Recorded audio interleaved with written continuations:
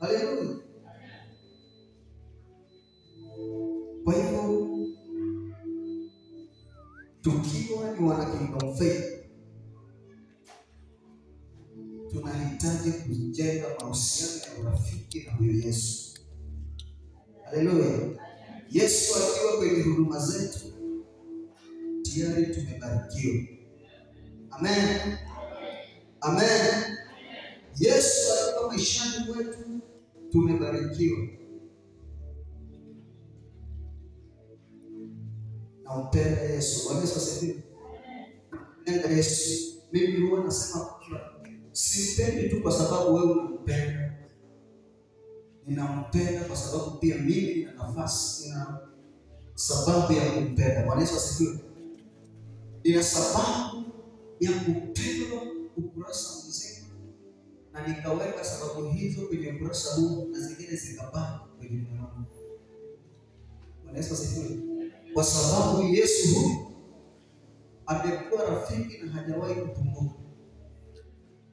Haleluya. Haleluya.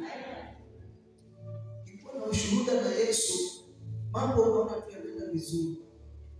Unakuwa ni mtu wa tofauti. Imani yako inakuwa ni imani ya tofauti. Haleluya. Kwa sababu ni rafiki.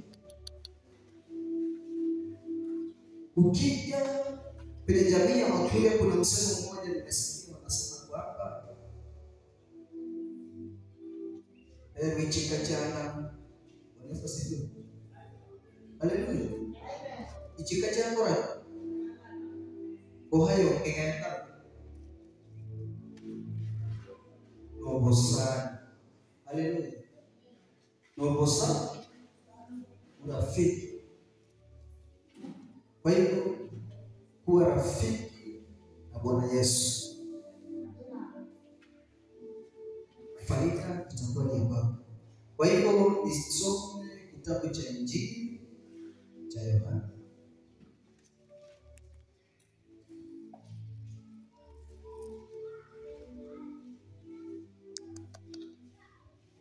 Injili ya Yohana mlango ule wa 3. Somaji tutasoma toka mstari wa 1 mpaka mstari wa 9.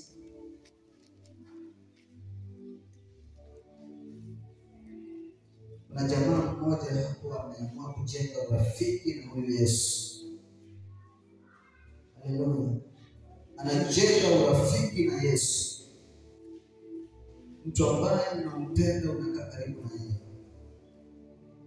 Mtu ambaye ni rafiki yako, ukiwa na swali hauwezi ukaenda kumuuliza adui. Unamuuliza yule ambaye ni rafiki yako. Amen. Yule ambaye amepata anaweza kusoma Injili ya Yohana sura ya 3 mstari wa 1 mpaka wa 9.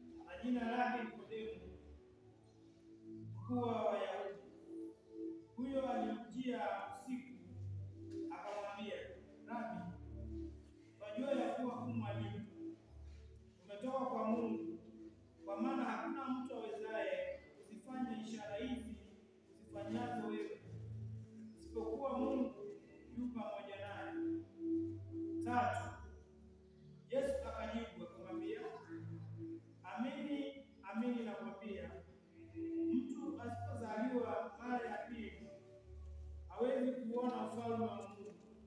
4.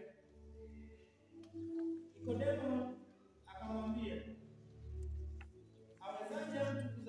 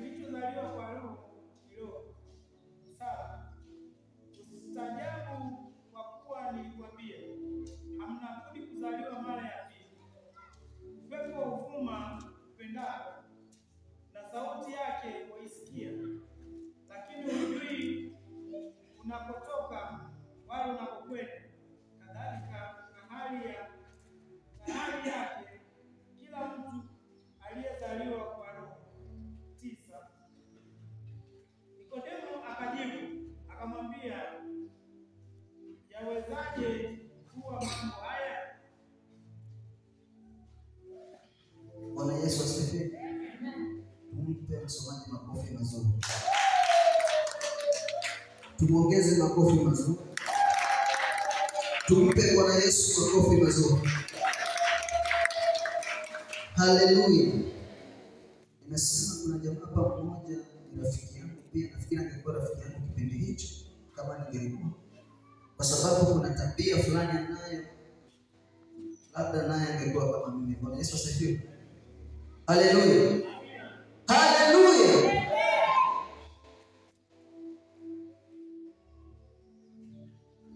Biblia inasema kwamba kulikuwa na kiongozi mmoja, alikuwa ni kiongozi wa Wayahudi,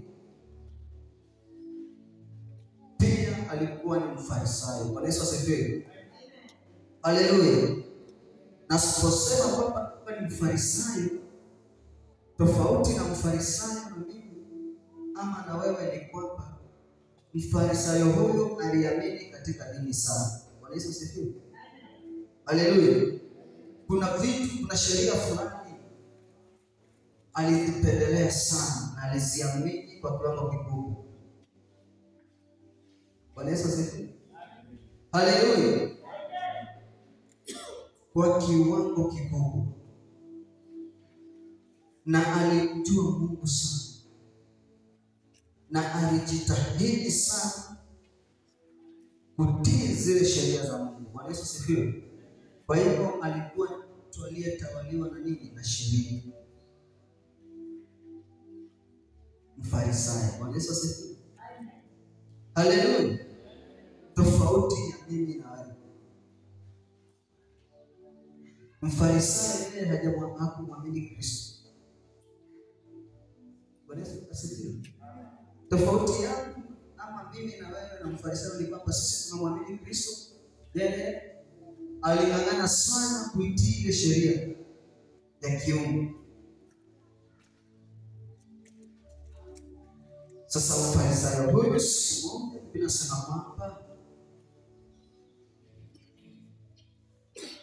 hata kama alikuwa ni mmoja wa Farisayo, lakini kuna kitu moja nafikiria kilimfanya mpaka afanye awe na ile moyo, awe na kule kutamani kwamba huyu mtu lazima nimfikie. Bwana Yesu asifiwe. Kwa sababu gani? Kuna mtu mmoja ambaye ni Mungu kati ya miungu, ambaye yuko juu ya miungu yote, alikuwa anaitwa Yesu Kristo.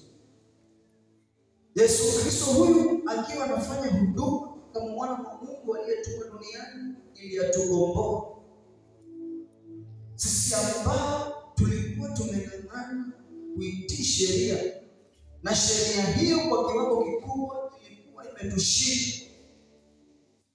Sasa akiwa kwenye huduma hiyo, Biblia inasema kwamba basi kwa kuwa Nikodemo alikuwa ni mmoja wa Wafarisayo, yeye kulingana na kile ambacho alikuwa amekifahamu, kulingana na kile ambacho alikuwa amefunzwa, kulingana na kile ambacho alikuwa amekiamini, alipoketi chini na kufananisha na kile ambacho Yesu alikuwa akihubiri ama alikuwa akinena, akaona kwamba hapa kulikuwa na tofauti. Bwana Yesu asifiwe. Kulikuwa na nini? Na tofauti. Utofauti kwa nini? Kwa sababu kuna mambo Yesu anayazungumza yeye katika yale ambayo aliyajua, kwa sababu alikuwa ni kiongozi na ni kwamba alikuwa labda ameketi shule kwa masomo kadhaa. Kwa hivyo sheria ya Kiyahudi aliielewa sana. Kwa vyovyote vile, kama kulikuwa na njia ya kumwabudu Mungu, Nicodemus alijua sana. Bwana Yesu asifiwe. Haleluya. Haleluya. Lakini anapokutana na yale mambo ambayo Bwana Yesu alikuwa akizungumza na kuyafunza, anaona hapa kuna kitu cha tofauti. Bwana Yesu asifiwe. Haleluya. Tunaweza kuwa tuko jinsi tulivyo kwa muda mrefu, tunaweza tukaviamini vitu ambavyo tulifunzwa na wazazi, ambavyo tulifunzwa na mila na desturi, ambavyo tulifunzwa na hali ya maisha ya nyumbani. Lakini unapokuwa umeketi chini na kulisikiza neno la Bwana na ukawa mtu ambaye una tabia kama za Nicodemus, kuna vitu unaweza kugundua kwamba hivi ni tofauti. Bwana Yesu asifiwe. Haleluya. Haijawahi kuwa sawa. Vile ambavyo tulikuwa tukiishi, vile ambavyo tulikuwa tukiamini na neno la Mungu, haijawahi kuwa sawa. Bwana Yesu asifiwe. Haleluya. Kuna mambo mengine neno la Mungu linapokuwa linasomwa na kuhubiriwa, sasa zingine unaona hadi hii haiwezekani. Bwana Yesu asifiwe. Hii haiwezekani. Kwa sababu gani? Hata Nicodemus akiwa mtu aliyesoma na kiongozi katika Wayahudi, anaposikia Yesu anasema kwamba ili uingie katika ufalme wa mbinguni ni lazima uzaliwe mara ya pili. Naona kwamba hii sasa hapa, hata kama huyo Yesu tumekuwa tukimsikiza, hapa kuna mahali naona nazidi. Bwana Yesu asifiwe. Hapa kuna sehemu naona anapita mipaka. Kwa sababu gani? Kwa sababu ya vile ambavyo yeye alikuwa ameamini, kwa sababu ya vile ambavyo yeye alikuwa ameelewa maisha yake. Bwana Yesu asifiwe. Haleluya. Ndio maana najaribu kueleza kwa sababu gani, nikwambie ujue kwamba kuna maisha umeyaelewa kwa nafasi yako, kwa sababu wewe ni mwandani wa maisha. Kuna maisha unayaishi kwa sababu uliamuliwa na sheria kuishi hivi. Sheria hii inaweza ikawa ni ya kweli. Sheria hii inaweza ikawa unaishi kuiamuru kwa sababu tu ya tamaa, kwa sababu tu ya kile ambacho ulikiona na macho yako na kitamani, kikakupelekea ukaishi kwenye maisha hayo, na baada ya kuishi kwenye maisha hayo kwa muda mrefu ukajikuta umejenga mazoea na maisha hayo. Bwana Yesu asifiwe. Sasa kwa njia nyingine, neno linapokuwa linapita unaona kwamba hili haliwezekani. Bwana Yesu asifiwe. Haleluya. Bwana Yesu asifiwe. Sasa nikianza kuzungumza amri za Mungu zile ambazo tumeagizwa kwamba tuzitii, alafu nikasema kwamba sasa kwa sababu nataka nifanye kama mjadala, tunaweza tukafanya mjadala huu kwa siku nzima. Bwana Yesu asifiwe. Haleluya. Nikikwambia kwamba hiki haufai kufanya kama mwana wa Mungu, na kwa sababu wewe uko hapo na umeshajenga mazoea na hicho kitu, na nikikupa nafasi ya kunielezea, unaweza ukanitetea kwa sana. Bwana Yesu asifiwe. Kwa sababu ya kile ambacho umefahamu katika kuishi katika hali hiyo, kwa kile ambacho unaweza kugundua kipindi kuna mazoea na hali hiyo. Kwa hivyo itakuwa ni majibishano na mdahalo mzuri. Bwana Yesu asifiwe. Kwa sababu gani? Kwa sababu hicho kitu, kwa sababu umekaa hapo muda mrefu, iseme kwamba sasa una experience. Bwana Yesu asifiwe. Ukianza kueleza, unaeleza out of experience, kwa sababu kuna vitu umefahamu tofauti na neno la Bwana. Bwana Yesu asifiwe. Hivyo ilivyokuwa Nicodemus.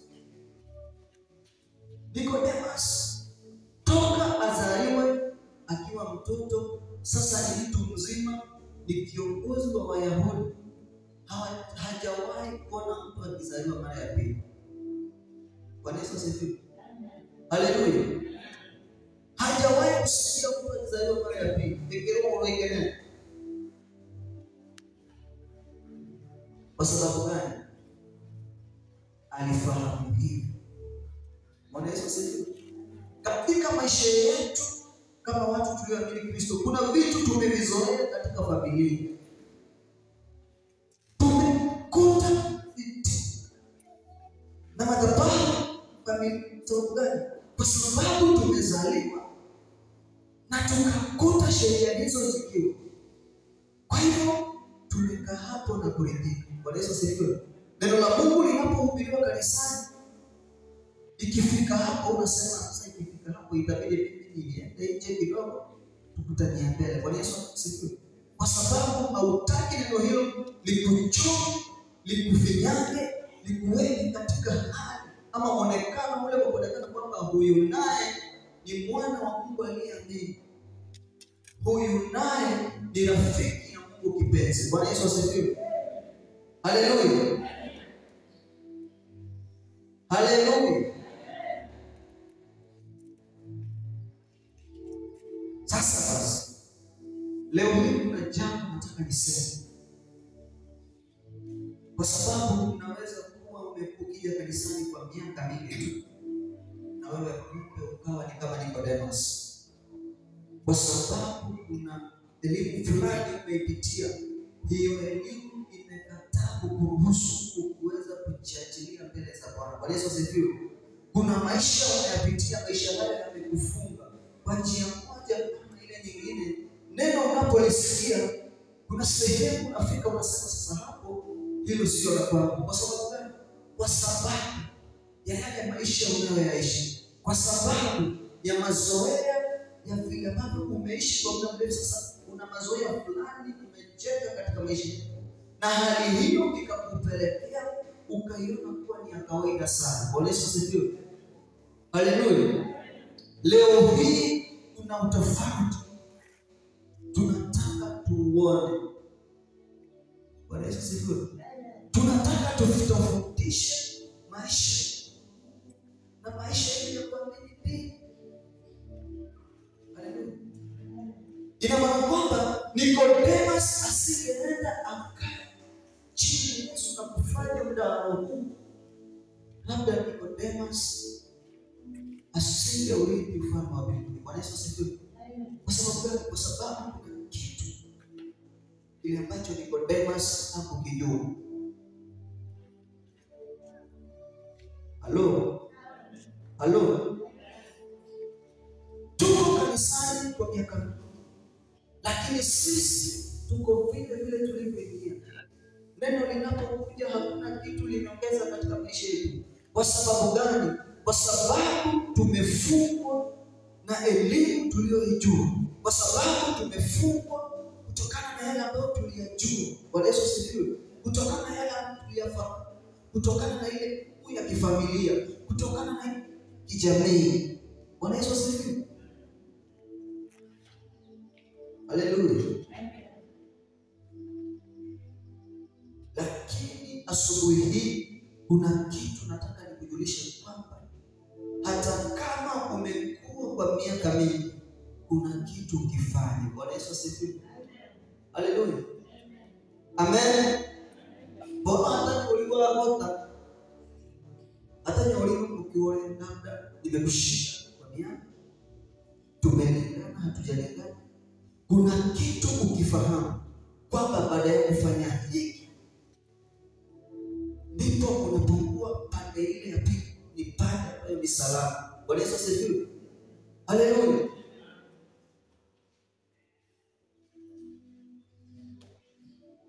Ni lazima tukubali neno la Bwana linapokuja litufinyane, litufanye upya. Bwana Yesu asifiwe. Haleluya.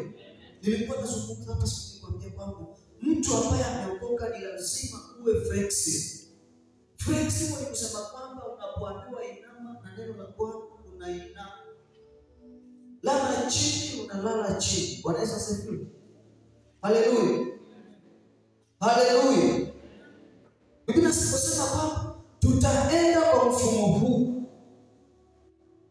ni lazima tuende hivyo kwa sababu we are flexible. Lakini unapokuwa kwamba mtu ambaye umekomaa, neno la Mungu haliwezi kukufinya, neno la Mungu haliwezi kukuweka katika mfumo ambao neno limepitikia. Utakuta wewe ni mtu ambaye ghadhabu ya Mungu inaposhuka inapita na wewe. Bwana Yesu asifiwe. Haleluya.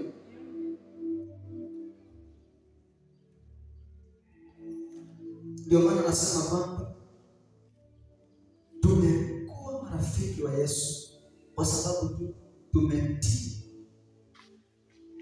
amri zake, na amri zake ni neno la Bwana. Yesu asifiwe. Haleluya. Ni rahisi tu.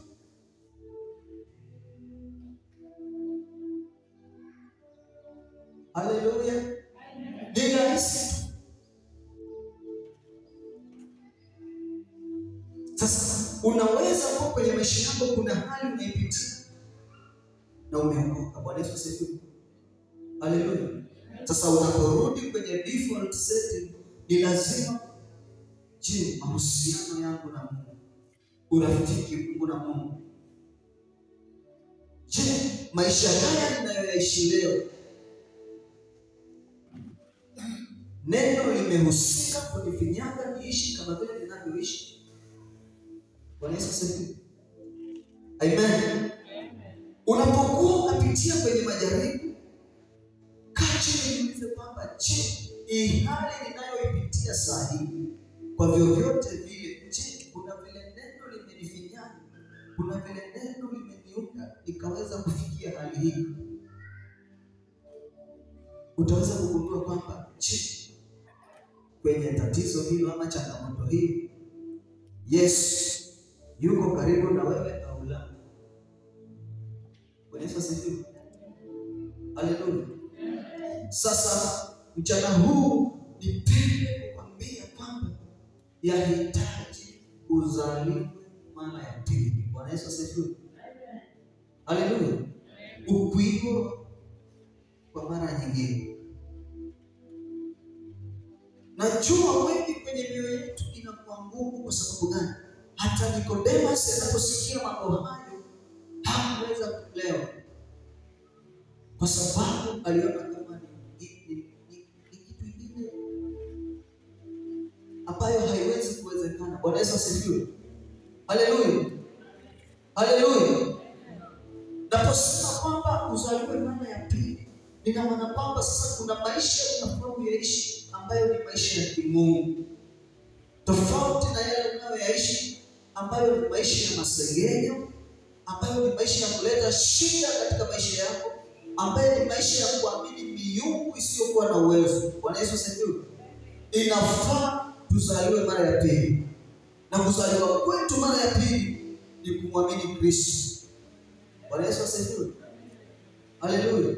Anamwambia Nikodemus kwamba kilichozaliwa na roho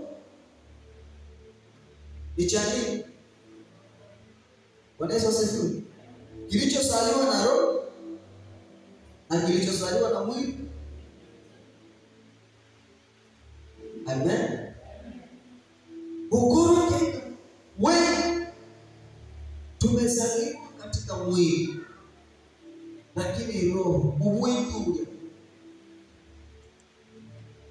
Tumeokoka kimwili lakini sio roho. Bwana Yesu asifiwe. Sio mioyo yetu. Kile kilicho ndani ya moyo na ule muonekano ambao uko nje ni tofauti sana. Bwana Yesu asifiwe. Haleluya. Ndio maana unaweza kuja ukakificha kile ambacho kiko moyoni mwako kwa masaa machache, kwa muda ule ambao upo kanisani, lakini ukitoka kanisani kile ambacho kilicho ndani ya moyo kinaanza kuonekana kwa matendo. Bwana Yesu asifiwe. Kwa sababu gani? Kwa sababu kile ambacho kiko ndani yako ni tofauti. Haleluya.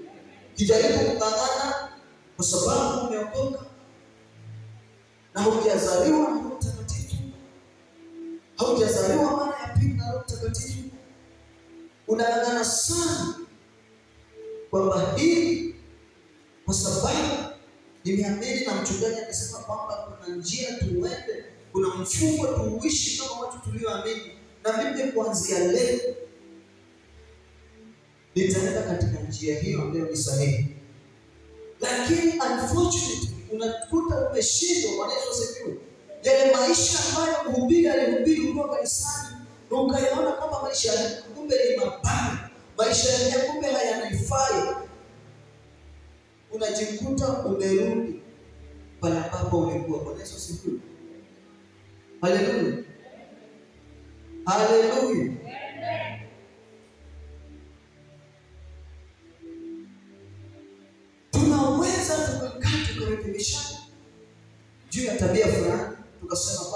familia hii kwa Kristo haifai. Mambo haya kwa mtu aliyeokoka haifai. Nawe pia, kwa sababu ulikuwa kwa muda huu na kuna kitu kilikuwa ndani yako umekificha, tunakubaliana kwa kauli moja kwamba tutaenda kwa mfumo huu. Bwana Yesu asifiwe.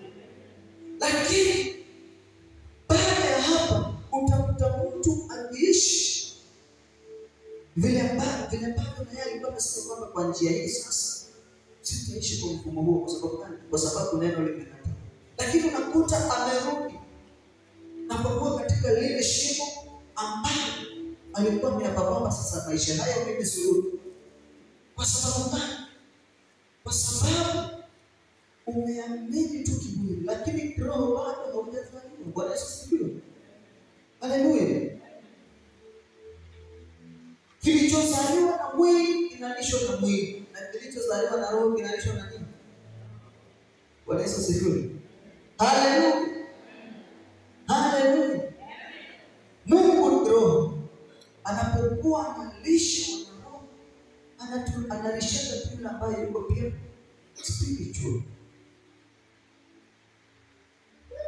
Haleluya. Haleluya. Iko hivi.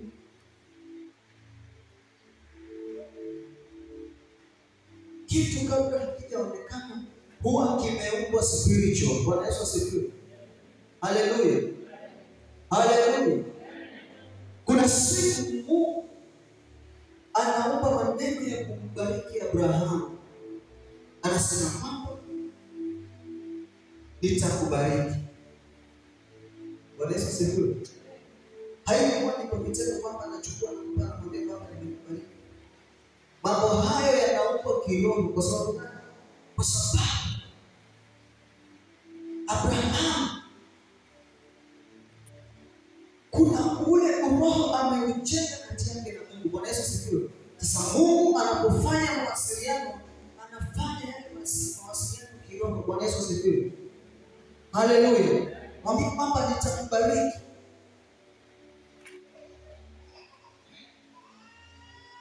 Kipindi Abrahamu anabarikiwa, mambo hayo hayakuanzia. Kuna kipindi kumbe Mungu alikuwa anazungumza. Bwana Yesu asifiwe. Haleluya. Kuna mambo Mungu ameyazungumza katika Biblia.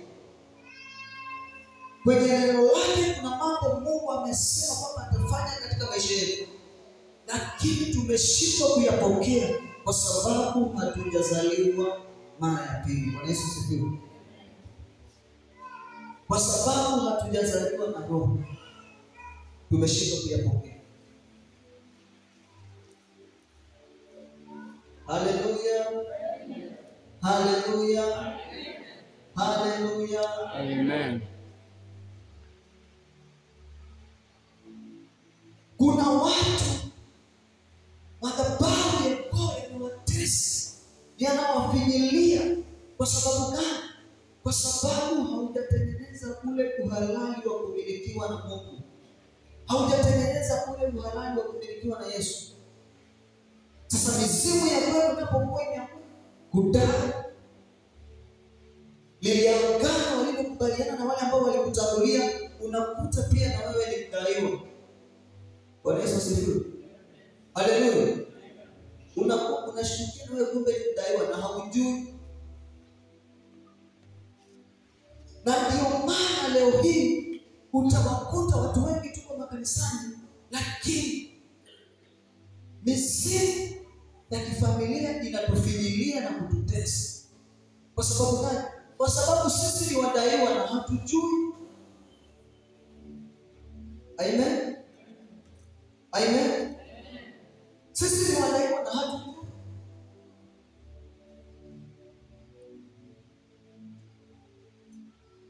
Tunateswa na madhabahu, hatujui. Bwana Yesu asifiwe. Haleluya. Najua hauwezi kunielewa kwa sababu kwenu wote wamepokea wokovu. Amen. Lakini kuna wale tumetoka katika familia ambazo zina madhabahu fulani. Madhabahu hayo hayajawahi kuacha kutufidilia ama kutufuatilia. Bwana Yesu asifiwe. Haleluya. Sio tu kwa sababu ni halali kufikiriwa, ni kwa sababu hatujawahi kujinasua kutokana na madhabahu hayo. Haleluya. Bwana Yesu asifiwe. Bwana Yesu asifiwe.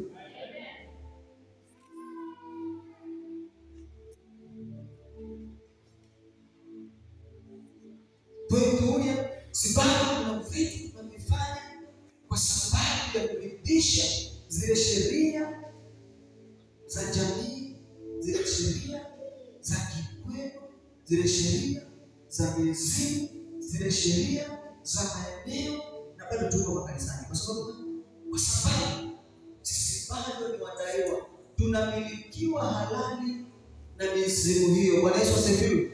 Kwa hivyo mchana huu ninakwambia hivyo kwa sababu kuna kitu fanya. Ruhusu uzaliwe kwa mara ya pili. Bwana Yesu asifiwe. Hilo tu linaweza kukuokoa. Amen. Amen.